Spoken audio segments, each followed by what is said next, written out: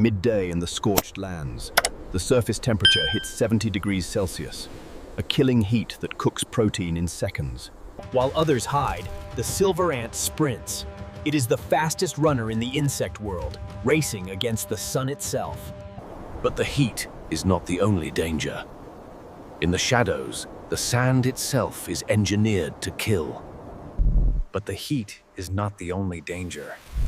In the shadows, the sand itself is engineered to kill. The antlion, a patient assassin.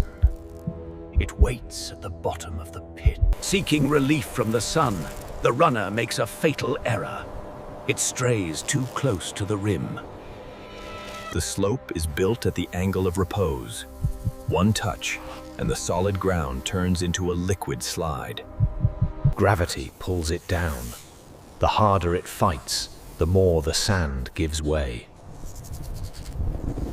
It is not just a passive trap. The beast uses its head as a catapult, bombarding the prey to prevent escape.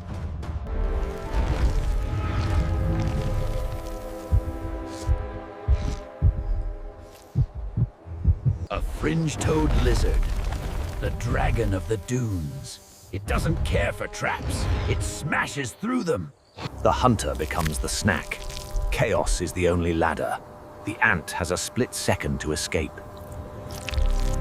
It escapes the pit, but now it is exposed on the open sand, and the dragon is still hungry. Motion detected. The lizard's vision is attuned to movement.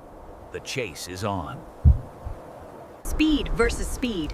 The silver ant hits 855 millimeters per second, but the lizard has a stride 10 times longer.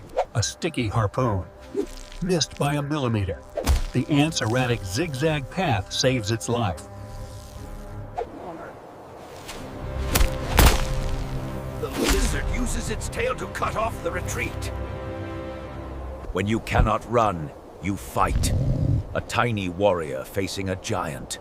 Acid against scales. A shadow from the sky. The kestrel. Even the dragon fears the king of the air. The hunt is called off. The jaws of the antlion. Hollow hypodermic needles designed to suck the life out of the victim. The dragon flees. The immediate danger is gone. It is high noon. The sand temperature rises to 70 degrees Celsius, hot enough to kill any other insect instantly. But she is built for this. A coat of triangular silver hairs reflects 90% of the sun's rays. A living mirror. Thermal respite. By climbing just a few millimeters, the air temperature drops by up to 10 degrees. A life-saving pause. She dumps the excess heat into the wind, rebooting her internal systems for the next sprint. She checks the solar compass, calculating the exact vector to the nest. No landmarks needed, just math. Back into the furnace. The nest is 50 meters away. A marathon at sprint speed.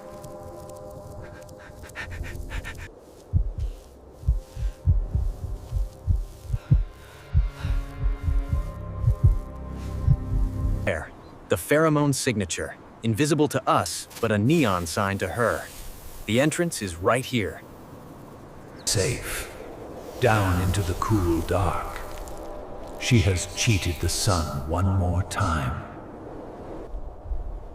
The temperature drops 20 degrees in seconds. The nest is a masterpiece of thermal engineering. ID check. In the dark, vision is useless. Scent is the only key that unlocks the door. Others were luckier. They return with the desert's only harvest. Sun-dried insect jerky. Crispy, preserved, high in protein. The heat has already cooked the meat. Now they must carve through the armor plate to reach it. Water is the currency of the desert. They store every drop inside the bodies of their sisters. Living canteens, 2 meters down. The queen rests in the only damp place for miles. The deep bunker. The sand acts as a thermostat. Workers move the babies constantly. Too hot? Move down. Too cold? Move up. They are expert miners. digging endlessly downwards, chasing the retreating moisture of the earth. The sun sets, the heat breaks. But the desert does not become safe. It just changes owners. Night falls. The ants sleep safe behind their walls. The night belongs to the Deathstalker, one of the most venomous scorpions on Earth. A hunter that glows under the moon. The camel spider. Not a spider, not a scorpion. A hairy, Titan against Titan. This is why the ants hide. The surface at night is a battlefield where everything kills everything. The horned viper. It moves without a sound. A sidewinding ghost searching for heat signatures. It smells the colony. Thousands of sleeping meals. But the door is sealed tight. The fortress holds. Even the ground is not safe.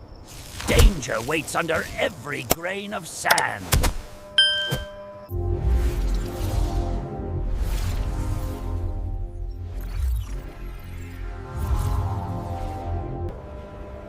The desert night is long and cold, a freezing void under a billion stars. But the sky turns blue. The monsters of the dark must flee. Sun, the life-giver and the executioner. The furnace is lit once again. Deep underground, the colony stirs. They begin the ritual of the silver armor. The blast doors are opened. The first rays of the sun breach the sanctuary. A thermal scout. She checks the surface. Is it hot enough? Is it safe enough? Not yet. The sand is only 40 degrees, too cold. The lizards are still awake. They wait in the airlock, holding back the urge to run, waiting for the killing heat. 45 degrees, 50 degrees, 60 degrees. The desert empties. The monsters retreat to their burrows. Ow! 65 degrees. The death zone is open. It is safe for the silver runners. They erupt. A silver explosion. Hundreds of runners sprinting into the furnace. They fan out. Each runner is alone. Each runner has a different vector. They have 10 minutes to find food or die.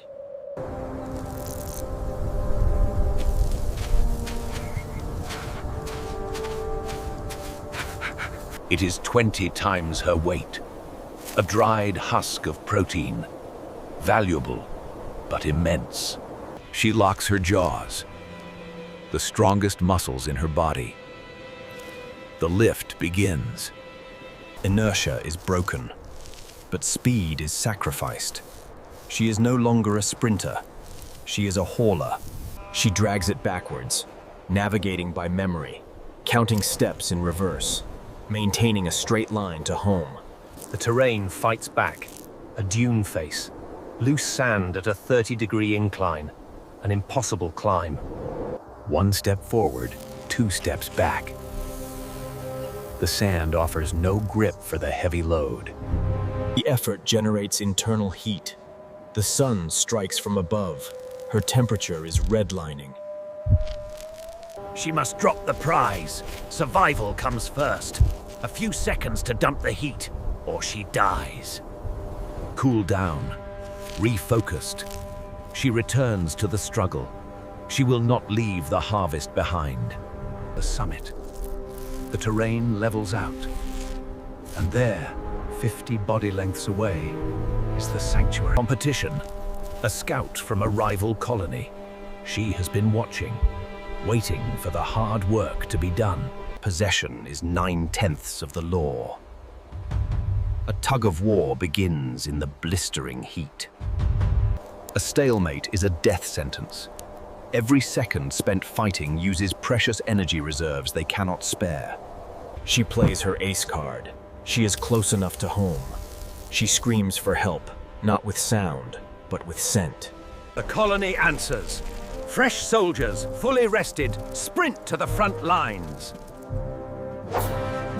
The colony answers. Fresh soldiers, fully rested, sprint to the front lines. Many mandibles make light work. What was an impossible burden for one becomes a light trot for the squad. A tight squeeze.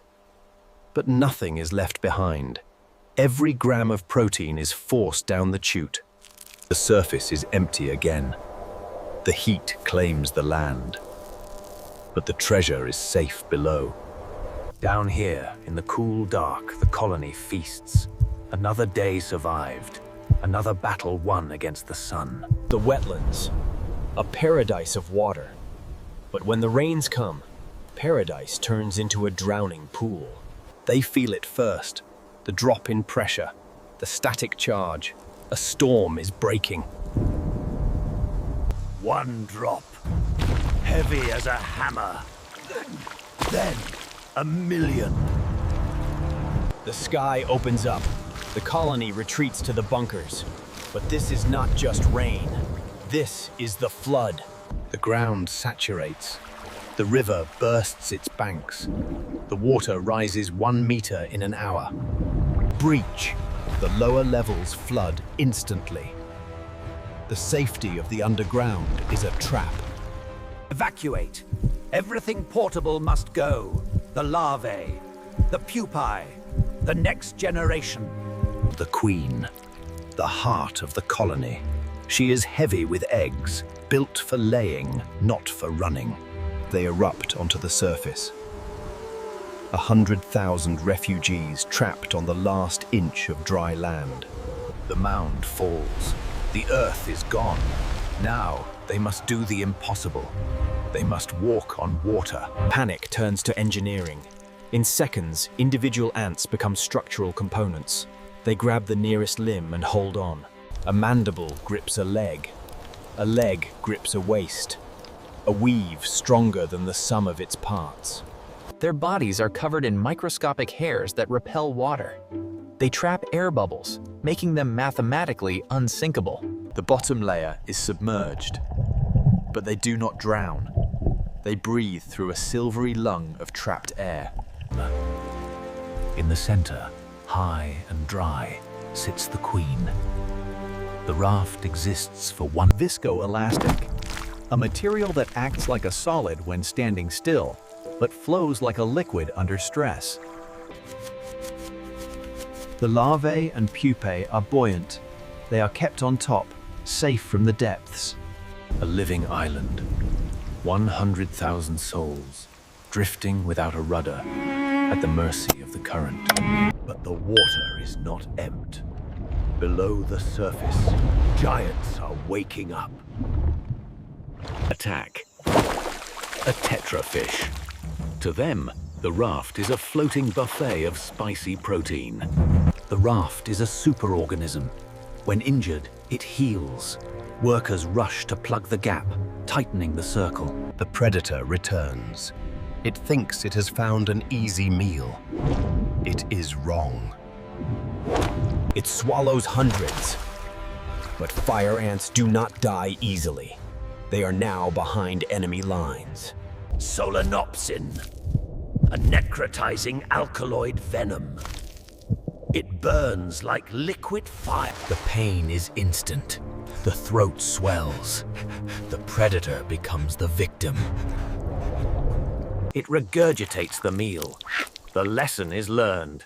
This red meat bites back. The attack is repelled, but the soldiers are scattered. Alone on the water, surface tension is their only life vest. The Cheerios effect. The deformation of the water surface creates an invisible slope, pulling the floating ants back together. They are pulled back into the fold, dried off, warmed up. The superorganism is whole again. Word spreads in the deep. The Red Island is forbidden. It is a floating fortress of venom. Land. A solitary tree trunk breaks the surface. An island of wood in an ocean of misery. Contact. The lead scouts grapple the bark. The raft anchors itself to the solid world. They disassemble the boat. Phase change. From liquid to solid, from sailors to climbers. But the hotel is full. Every inch of dry bark is already claimed by other refugees of the flood. Fire ants are not good neighbors. They share. Make room. The weaker residents are evicted. Back into the abyss. A wolf spider stands her ground. But against the swarm, courage is irrelevant. It is simple arithmetic. They force the giants to the canopy. The fire ants claim the trunk, the most stable, driest real estate. They form a bivouac, a temporary nest made of nothing but their own bodies. They have found a foothold. Now, the great wait begins. Day 3. A vertical truce holds. The ants own the trunk. The energy reserves are gone. The communal stomach is empty. Starvation begins to set in. Hunger breaks the truce. A scouting party moves up, looking for weakness, looking for protein. A katydid, injured during the flood. Weak, isolated, perfect. So, let's go. Venom does the work. Then the butchery begins. Every scrap of meat is harvested. But the canopy fights back.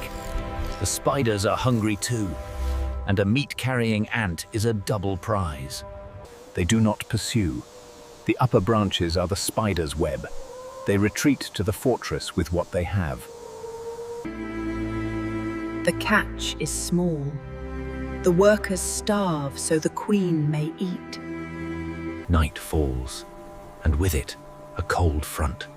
The hunger weakens them. The cold threatens to finish them. Dawn breaks cold, but on the wind a new scent arrives. A leviathan of the deep. Contact. They must anchor the prize before the current steals it away again. It is gruesome work. The meat is putrid, decomposing. But to us, danger lurks in the decay. Bloated with methane and cadaverine, the corpse is a biological minefield. But the scent of death travels far. It doesn't peck, it shovels.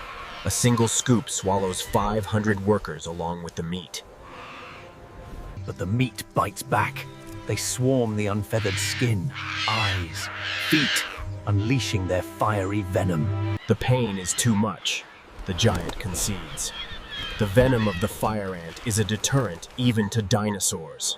The prize is theirs. A mountain of protein that will sustain the colony for weeks. The famine is over. The floodwaters recede as quickly as they came, leaving behind a world of slime, mud, and silence. The ground is treacherous, but the colony needs soil to dig. They begin the descent to reclaim the earth. But they are not alone. From the canopy, the true lords of the tree return. The bullet ants. Paraponera clavata.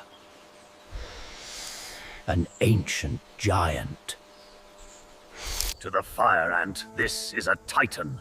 A single worker outweighs 50 of them, and she ignores them like dust. She stridulates, a piercing scream that warns every creature within 3 meters, move or die. The fire ant attacks, but her jaws, designed for soft flesh, slide uselessly off the chitin armor. The sting! Rated 0.0 plus on the pain index. Pure neurotoxin. One bullet ant is a tank, but the fire ants are a liquid. They do not duel, they flood. They employ the swarm trap, pinning the giant's limbs, weighing it down, searching for the chinks in the armor. Armor has limits.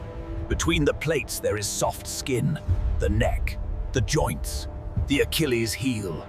The venom overwhelms the nervous system. The legs fail. The Titan falls. In nature, nothing is wasted. The enemy is dismantled. The meat will feed the larvae for weeks. The queen touches the earth. The exile is over. The soil is rich and soft, perfect for construction. The first chamber is dug within the hour. The tree served its purpose. It was a raft, a fortress, but it was never home. Underground, safe, warm, the queen's engine restarts. The population begins to recover. The flood brings death, but also life. The mud is full of nutrients. The world turns green again. From the water, they rise stronger. A new citadel stands in the grass, a warning to all who pass. Fire, water, or earth, it does not matter. The colony endures. They are the fire ants.